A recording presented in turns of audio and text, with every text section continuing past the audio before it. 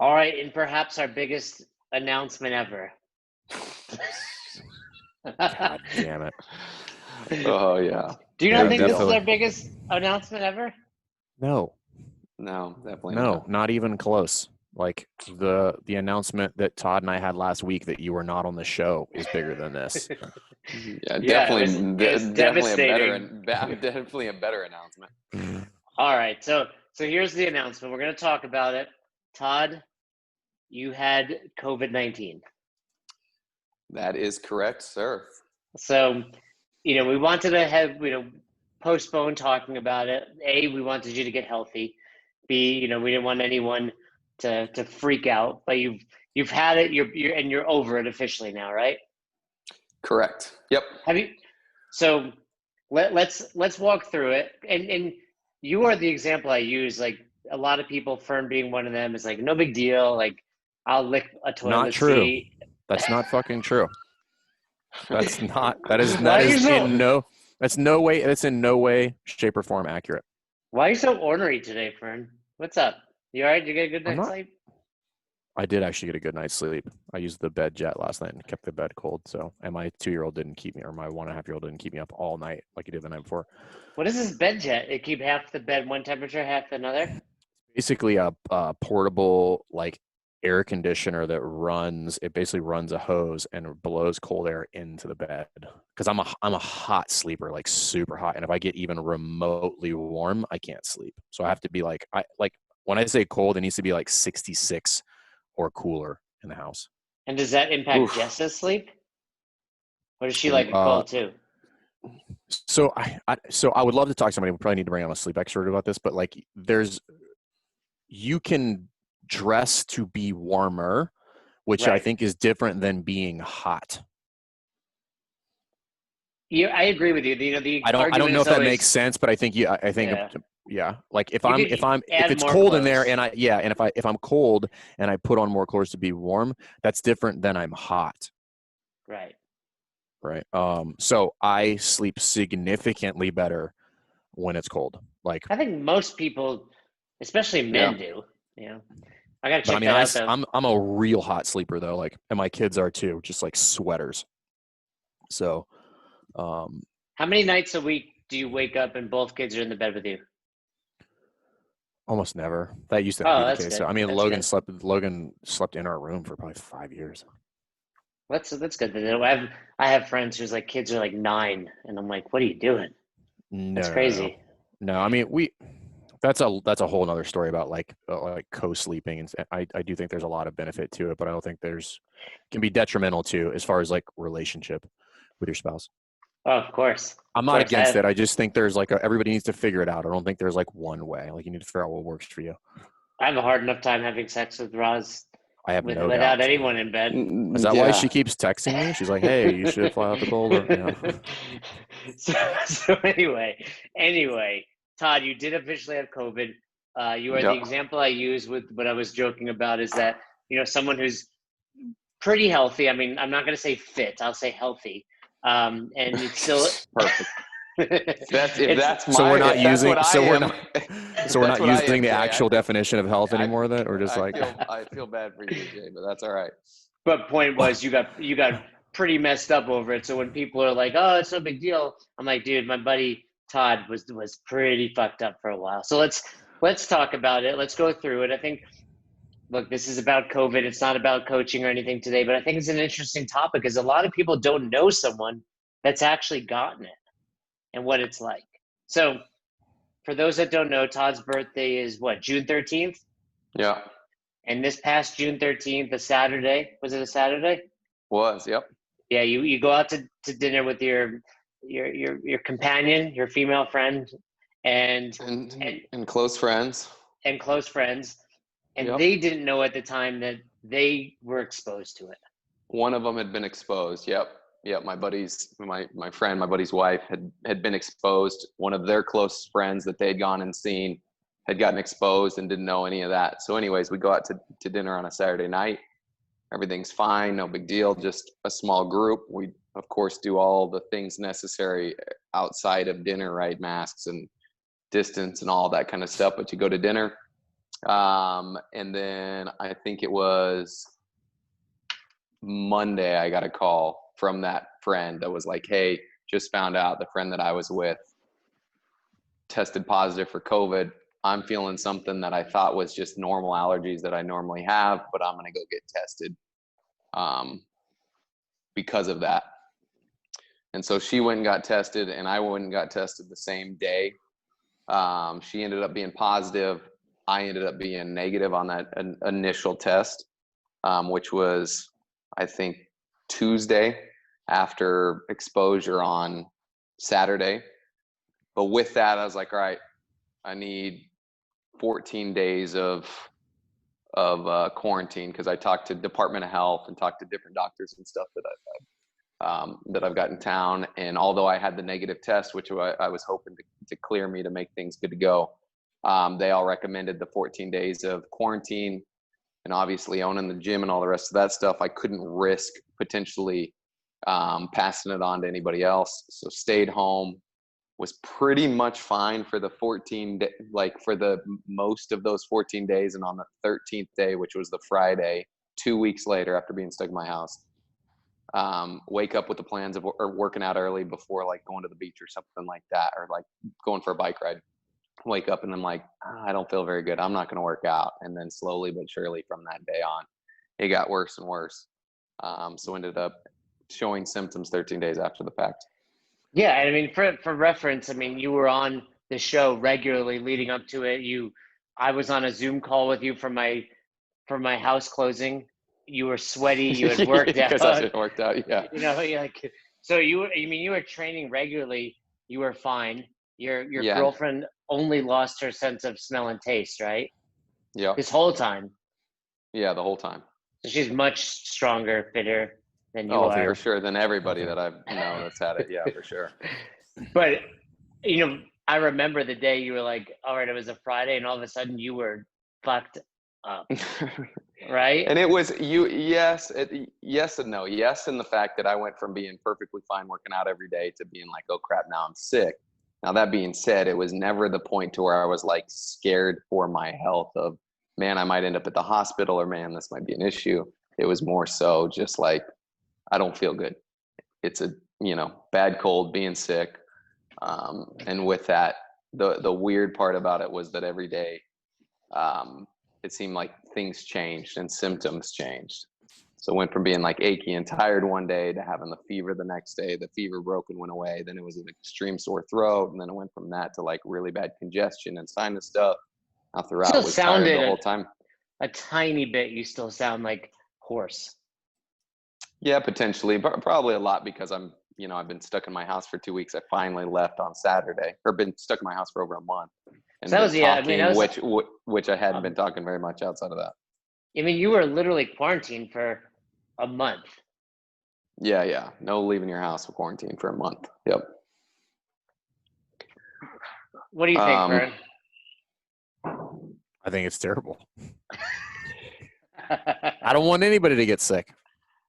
So now you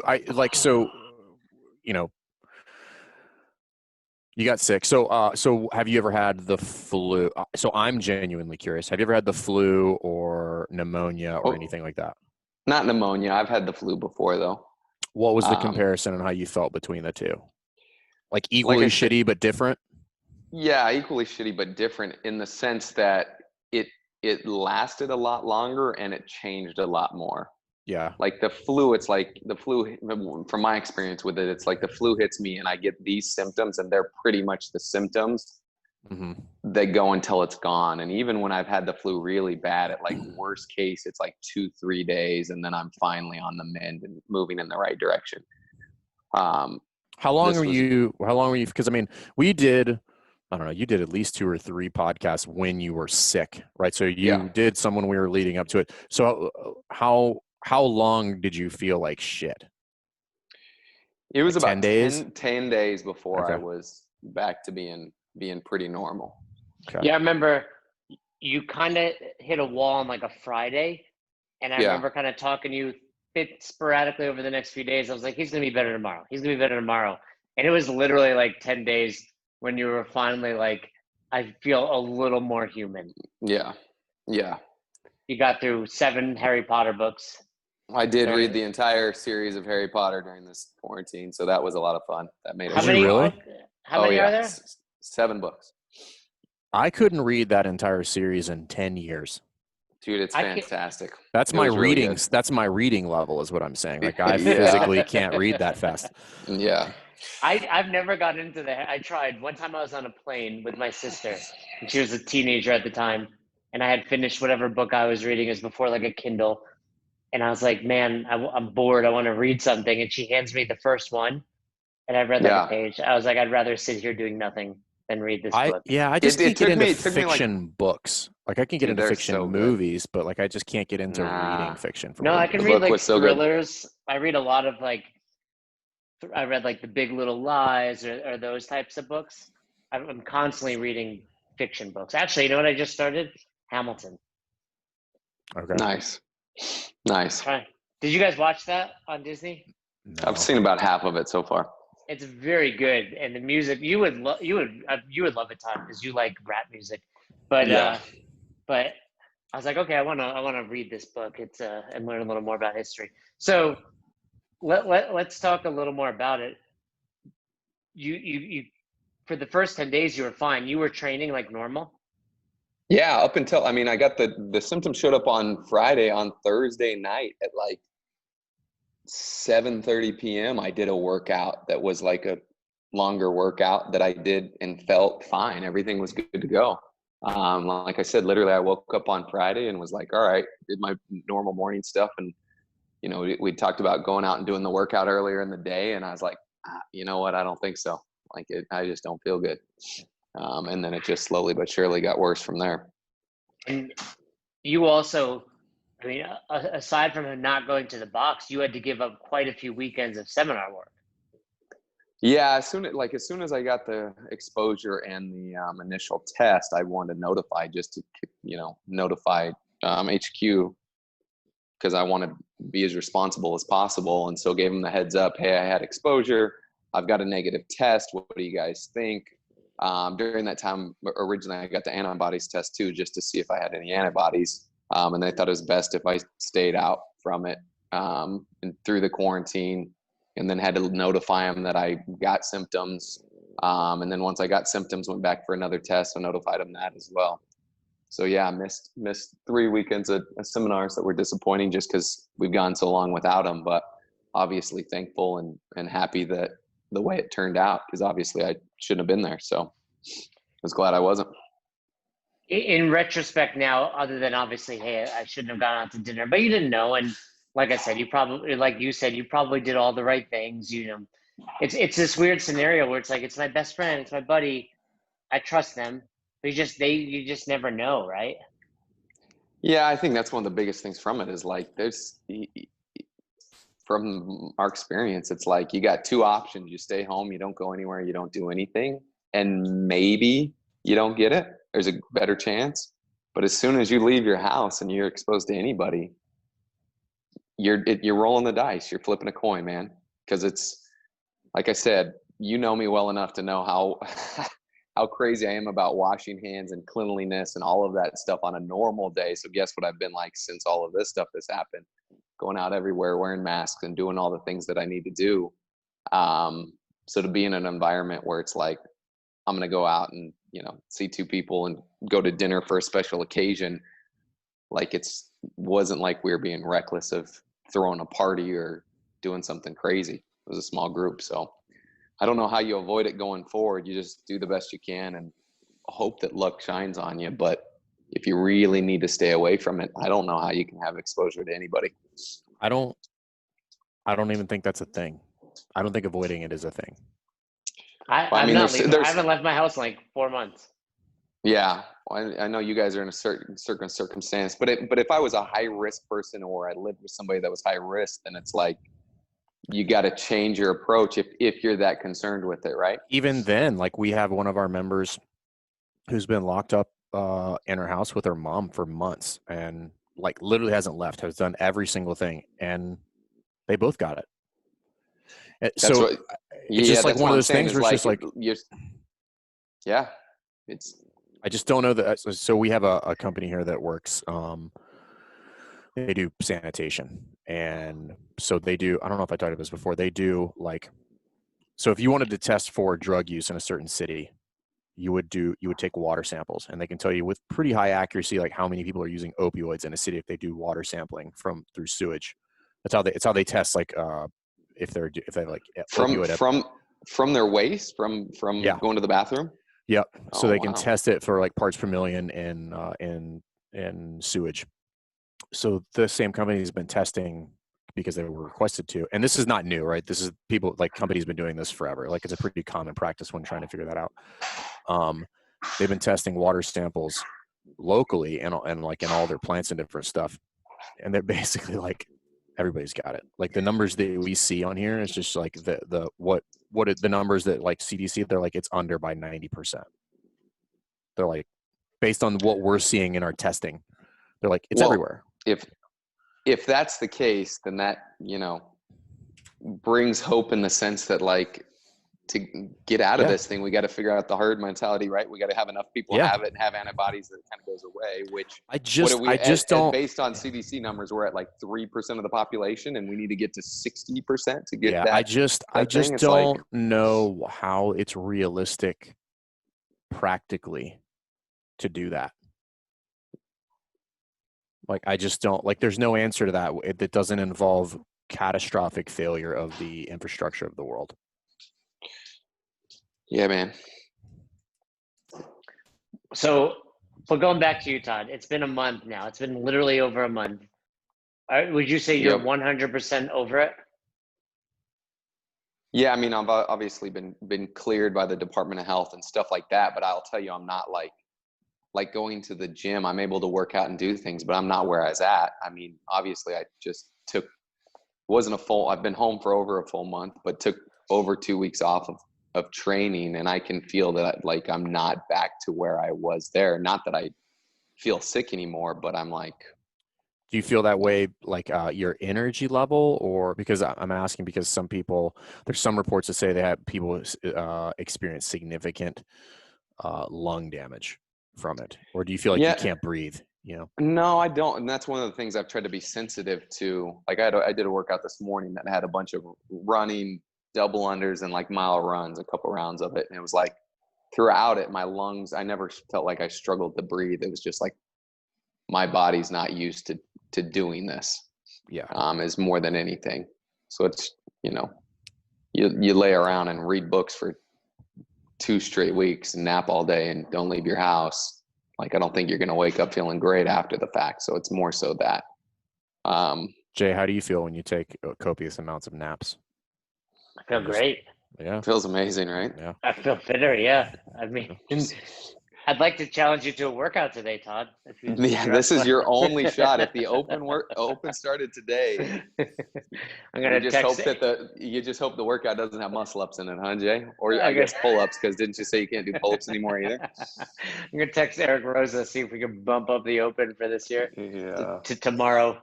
So and how about eating? What was your nutrition like, and what was just the ability to eat like? After the start of the whole quarantine in general, I was eating like a middle schooler for the first couple of weeks. So I've cleaned things up since then, and I've continued with that. But during that, I didn't eat nearly as much. I didn't feel like eating, didn't have as much of an appetite. So struggled to eat during the couple of weeks or 10 days of being sick.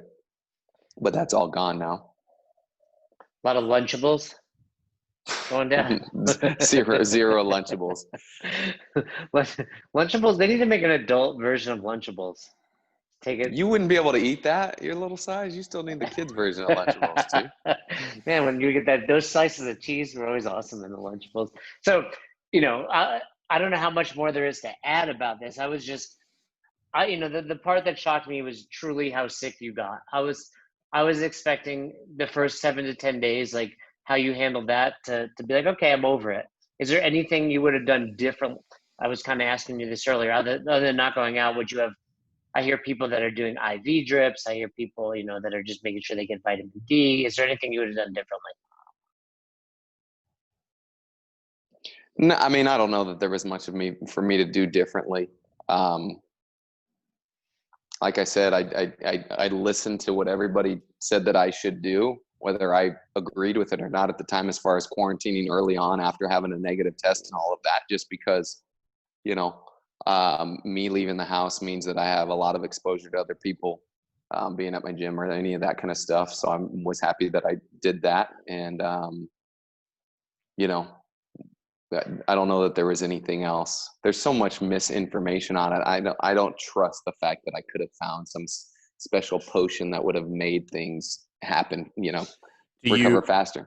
Were you prescribed? So I have two questions. The first one was, outside of getting tested, did you see a practitioner? Not in person, obviously. Talked to him on the phone right off the bat, and it was more questions around, hey, am I good with this negative test, and what should I do early on? So you saw somebody once, and that was purely to get tested, and then you never actually saw another person again after that? Yeah, well, I got tested. I talked to my doctor on the phone after I got my first test, my negative test, just to be like, hey, I've got a negative test. Got it. Does this mean I'm good to go? Which he said, no, not necessarily. Okay. But after that, I didn't see any, once I started getting symptoms, I knew what I had. Yeah. And so I know that there was, from my understanding, there was really nothing that I could do unless the symptoms got so bad that I needed to, if I couldn't breathe, then there was an issue. And then you took a second test. And then I took a second test. Yep. So the first one was clearly a false negative. False negative, or the symptom, or I hadn't, Well, I don't think that's how it works. Like, you could be asymptomatic, if you will, but I'm still infected. So if the test does in fact work, it should still show up positive, whether I'm showing symptoms or not. Like, we have that kid, like, I was talking to there's a physician, I think he's a physician, he's either that or a flight doc for the Navy. And because the Navy's had like an uptick, like, I use that word loosely, but, and he's like, dude, 99% of these people are 100% asymptomatic. They're like, yeah, I feel fine. But they're positive tests. So if that's the case, like, you could be, if you're positive, you're positive. Like, I don't know how it would not be a false negative if you've got it. It's not like you were sick and then it just couldn't test positive for it. Like, there's got to be a period of time where if I'm exposed to it, your body doesn't actually develop it, right? I don't think that's how it works. I think there's so much misinformation in there. And here's what I'll tell you from doing that is, just in my opinion, it's like, the only value of a test is to show that you're positive, because you can't trust a negative test. That's what I took away from it. It's either a false negative, or your body or it's not showing it, or whatever it is. But any test that you take that's negative, unless it's outside of 14 days, then I wouldn't trust it. So like, you should basically get 2 negatives before you could feel confident that you are actually negative. You should get 2 positive negative tests. I don't know, because I think that if I would have taken the first negative and would have went back 2 days later and gotten another test, I'm confident it would have been negative with that one too. So is it possible that you hadn't contracted it yet? But then where would you have gotten it from? His girlfriend. Like, maybe your girlfriend got it and then you got it? Like, yeah. Yeah, who knows, right? There's so much misinformation and uncertainty with this that I'm not positive with any of that stuff. So were you guys, once you guys knew that, were you guys wearing face masks in the house, like around each other? Or you're just like, we're both infected, it is what it is? Yeah, either neither of us have it or we both have it. The one time I had sex with Roz, she made me wear a face mask. She probably put a sheet over your entire head. Even though we've not been exposed to it. Yeah. Well, we use a sheet anyway, because, I'm Jewish. Were you... You're a never nude, right? Yeah. So then the second question I have on that is, were you prescribed any narcotics at all? Nothing. No, I didn't check back in with the doctor. I got some like Dayquil and NyQuil to help with my sleep when my sore throat was really bad.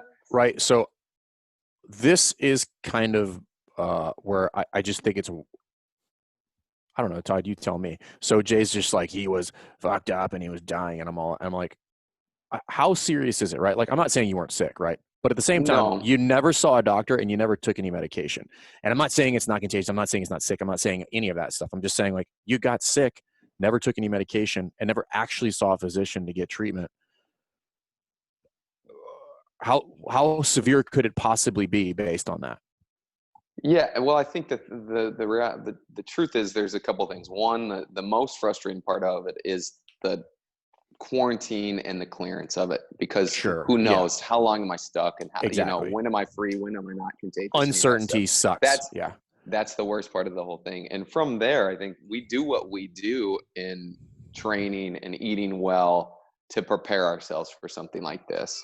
So yeah, was it that bad for us? And I've, from the people that I know have had it, we've gone from people that were like not even leaving bed for days at a time to people that were like, I lost my taste and that's it. So like, and everybody's, relatively healthy here. So. But I would add to that, one thing to that, Fern, and I would say there's probably a component of that to knowing what you have, so you don't need to go see someone.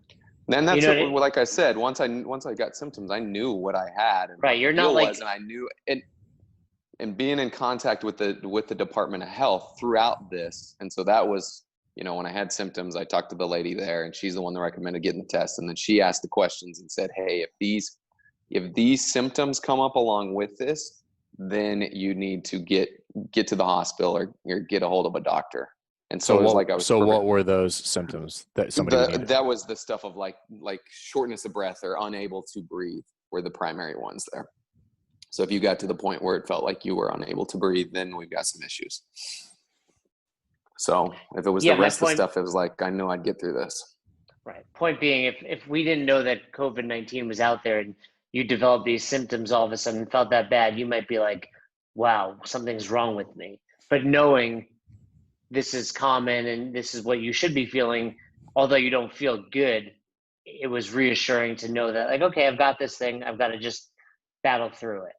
But I mean, I agree with you. That's kind of my point, right? It's just that, like, we're doing all of this and you're like, okay, you got it, like, just move on, Like, I don't say that in a cavalier manner. Like, I want to make that very clear. It's just like, I don't understand why we can't get to that point. Yes, there are people that just like many, many other things that like this is going to be way more severe for, but for everybody else, just like, you're probably going to get it.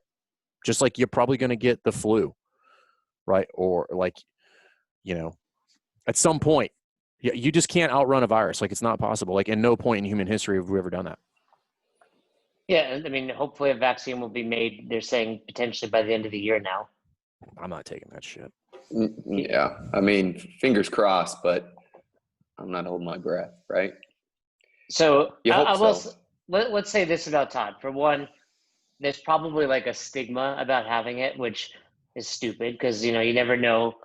You could be grocery shopping and catch it, or you could be out at a party at the beach and catch it. But I've definitely requested not to work with Todd ever again. Yeah, no, you definitely don't, for sure. But at the same time, I'm sure there are people out there that would have gotten that negative test and been like, cool, I'm going to go do my thing. Where you were smart enough and considerate enough to say, okay, I might have a negative test, but I'm probably, carrying this virus. Well, it was just more so the risk versus reward of that. I honestly didn't think I was. It's like, I got my negative test. I think I'm fine. I feel fine, but I don't want to risk. I mean, I've got a business and, I work for a company that has interaction with a ton of people. I don't want to be the guy that's passing this thing along. Right. Now, and you mentioned the stigma that comes up. Yeah, you mentioned the stigma that comes with it. It has been kind of interesting that it was like, at first it was like, oh my gosh, I can't believe it. You're the first person that I've heard has it. And it's quickly turned into, okay, now I've got it, or I've got all these other people that got it. What do I expect? And what do I do? So it's like you go from being that outcast and the freak to now being the resource. You're now going to be known at the Trainer Summit as the guy with COVID. Like, you won't even be referred to as Todd. You just be like, that guy over there. You guys are with a guy with COVID in that group over there. Here's the deal. If we get to the Trainer Summit and I am still the only trainer that has had it, I will be amazed. I You're think still it'll an be by outcast. You're the still time. an By the outcast, time, Todd. by the time we get there, it'll be the person who didn't get it will be. It's the just finally a outcast. legit reason for us to stay away from you. Yeah, that's true. And Jay wants to stay away so he doesn't have to, fess up and actually do any of the challenges that he claims he can do, but Yeah. doesn't get held accountable by anybody else but me. I can't do this breakout, guys, because Todd's got COVID, even though he's in. Yeah, he's Todd over has there. COVID. I would do 100 back squats at 225 unbroken, but I'm not going to do that because Todd had COVID. I'm not going to the next summit if you're going. Just for Well, then it's a win-win for everybody. Yeah. Well, then I'm definitely going. Thanks, everybody else. It would have been incredible. CrossFit deals with, the tweet and then all this other stuff, but then the ship goes down because Todd works a seminar and spreads COVID. That would have been it. Like, hey, CrossFit's back. Nope, Todd destroyed it. Nope. So, any words of wisdom or advice for people listening who either may have it themselves or they're still concerned about it or their friends or family have it? Man, my thing is the best thing that you can do is be as healthy as you possibly can. And then also do everything that you can in order to avoid it, but be prepared for the fact that there's a pretty good chance that we'll all get exposed either to having it or you'll be around somebody that had it. So just be prepared for it. I mean, do you continue to train and eat well? Go ahead. I was gonna say, do you know anybody else that's gotten it since you got it that you kind of like tried to trace around? That like came from us? Yeah, like from the dinner. Yeah. No, thank goodness. Because we literally shut it down from there, which was nice. Now that being said, there's other people that have gotten it that I know now, but not were in that interaction. Not that we're in that interaction. Got it. I mean, Florida is exploding right now with it. We just opened Disney World. Let's see what happens. Is insane to me. Fern, what's your take on that? What's your hot take on Disney? Buy or sell? Oh, Todd, you'll really dig this. So I was literally just talking to a guy this weekend. This is a whole kind of separate topic, but this leads into a separate conversation. There's an entire investing strategy involved with kind of like the COVID, and you could even call it, I don't want to say / cancel culture, but like when these things happen right now, there's people that are waiting for Disney stock to plummet because they've opened up and then they shut back down. They're going to buy low and they're just waiting around for it to happen. They're going to buy that and then have it when it pops back up in a week, they're going to make money off of it.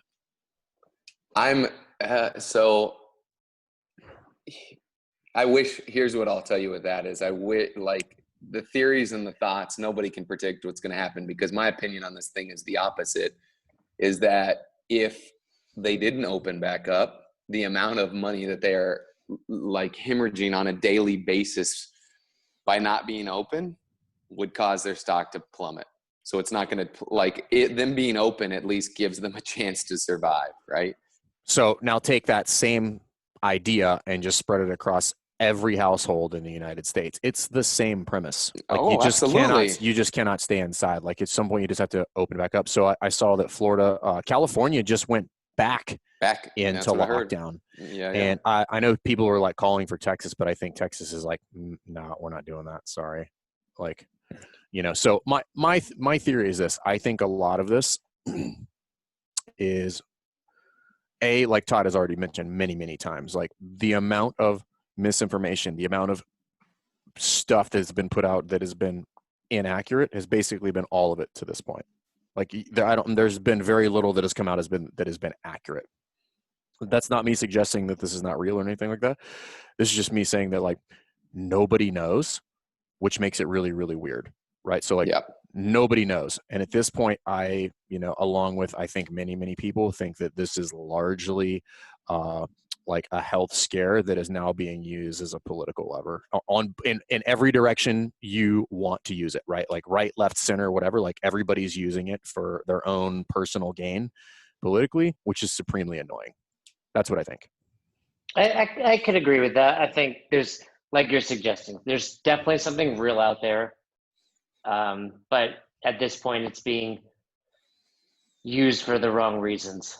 I don't even think it's unfair to say that it's overblown, and I'll probably get like a lot of shit for that.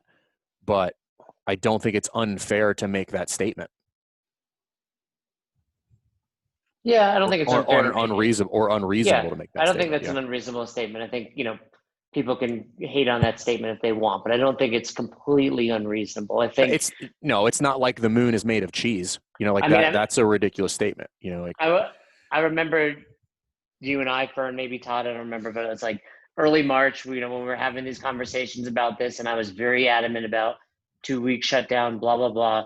No idea we'd be talking about this 4 months later. In July. Yeah. Yeah. So it's been crazy. I'm glad Todd's healthy.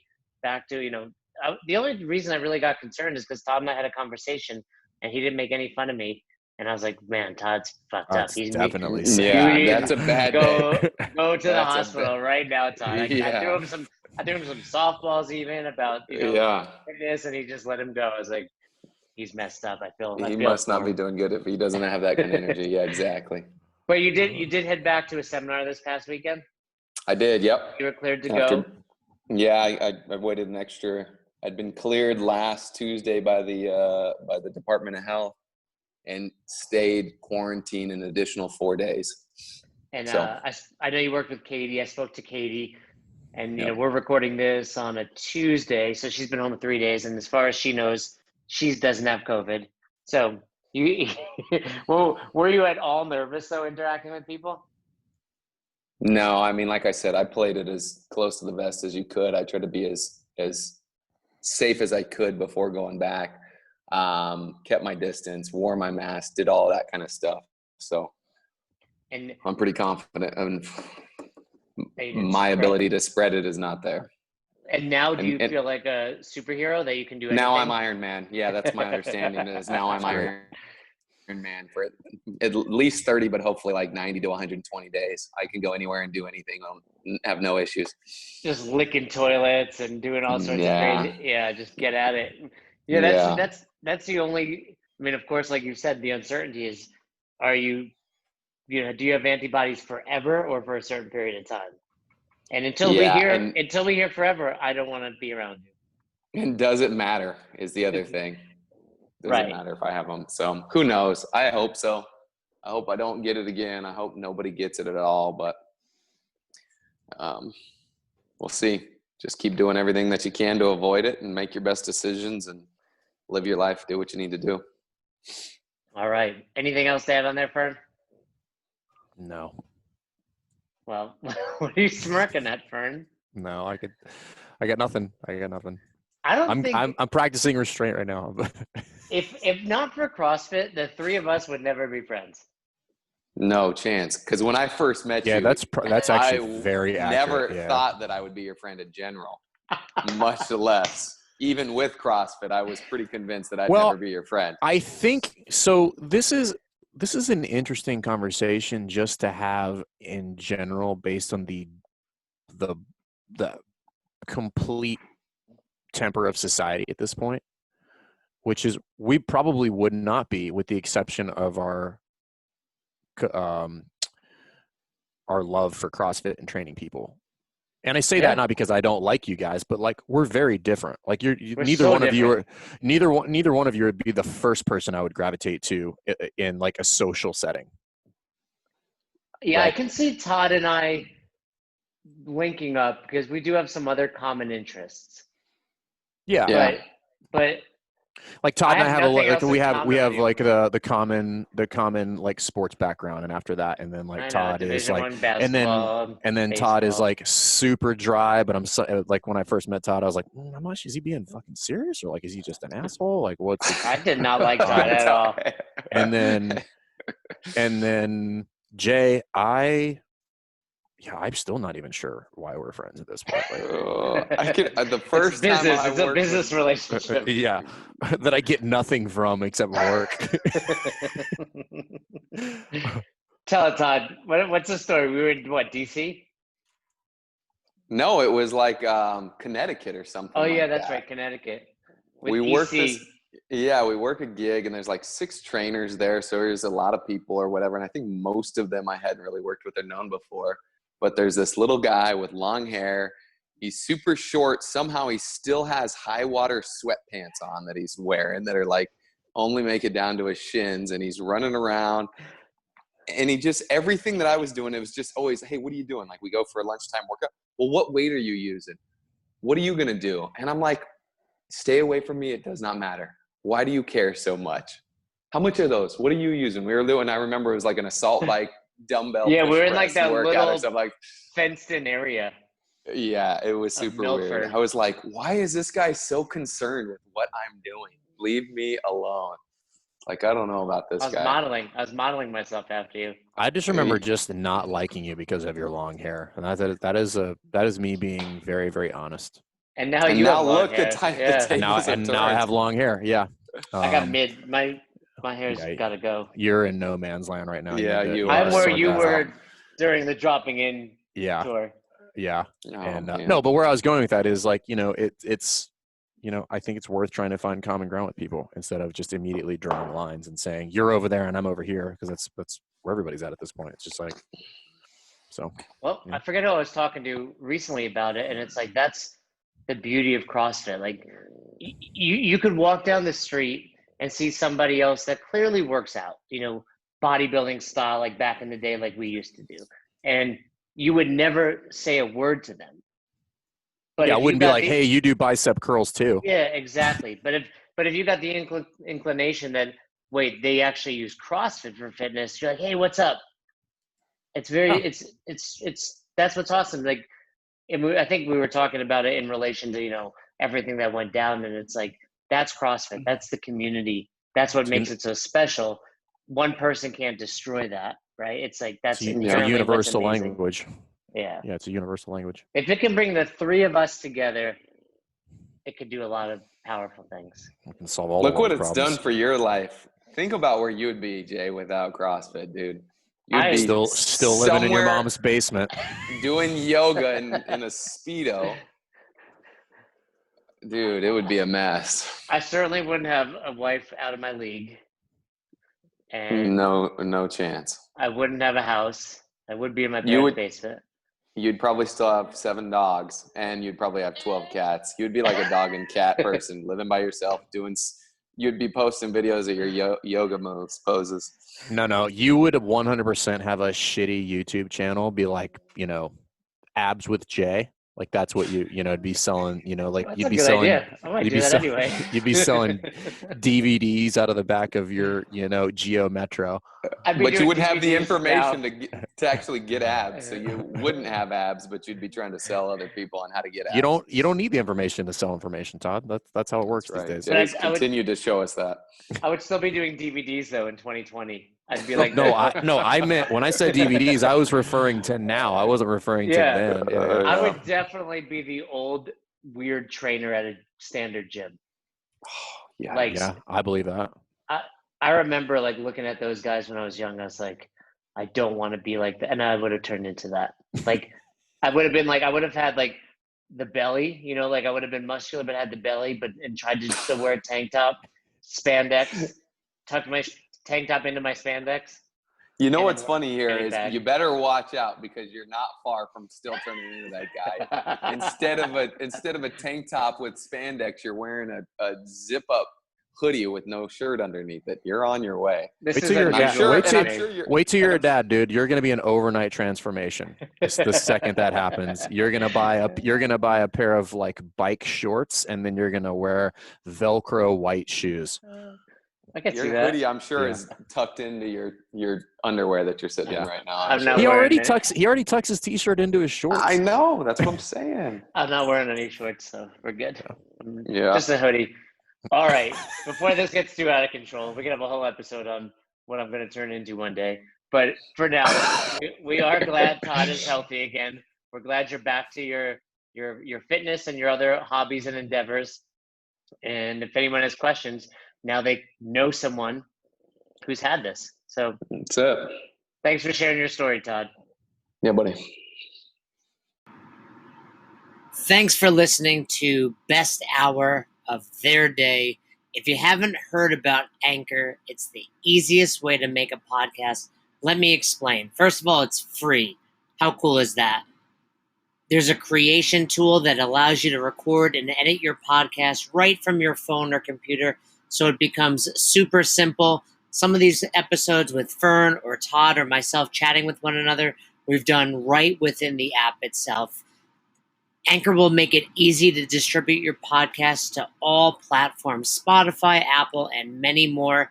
And you can make money from your podcast with no minimum listenership. It's everything you need to make an awesome podcast in one place. All you have to do is download the free Anchor app or go to anchor.fm to get started today.